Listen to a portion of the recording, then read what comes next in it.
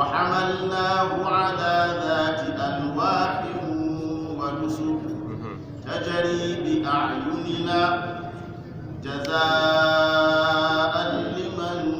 كان كفر ولقد تركناها آية فهل من مدكر فكيف كان عذابي ونذر ولقد يسرنا القرآن للذكر فهل من مدكر كذبت عاد فكيف كان عذابي ونذر إنا أرسلنا عليهم ريحا صرصرا في يوم نحس مستمر تنزع الناس كأنهم أعجاز نخل منقعر فكيف كان عذابي ونذر ولقد يسرنا القرآن للذكر فهل من مدكر كذبت ثمود بالنذر فقالوا أبشرا منا واحدا نتبعه إنا إذا لفي ضلال وسعر ألقي الذكر عليه من بيننا بل هو كذاب أشر سيعلمون غدا من الكذاب الأشر إنا مرسل الناقة فتنة لهم فارتقبهم واصطبر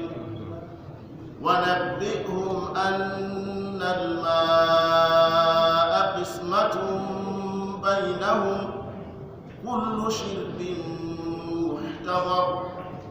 فنادوا صاحبهم فتعاطى فعقر فكيف كان عذابي ونذر إنا أرسلنا عليهم صيحة واحدة فكانوا كهشيم المحتضر ولقد يسرنا القرآن للذكر فهل من مدكر كذبت قوم لوط بالنذر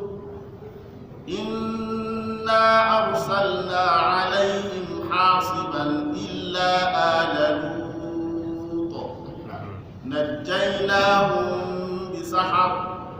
نعمة من عندنا كذلك نجزي من شكر ولقد أنذرهم بطشتنا فتماروا بالنذر ولقد راودوه عن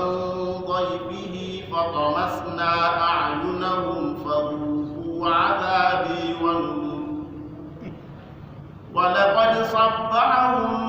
بكرة عذاب مستقر فذوقوا عذابي ونذر ولقد يسرنا القرآن للذكر فهل من مدكر ولقد جاء آل فرعون النذر كذبوا بآياتنا كلها فأخذناهم أخذ عزيز مقتدر أكفاركم خير من أولئكم أم لكم براءة في الزبر أم يقولون نحن جميع منتصر سيهزم الجمع ويولون الدبر بل الساعة موعدهم والساعة أدهى وأمر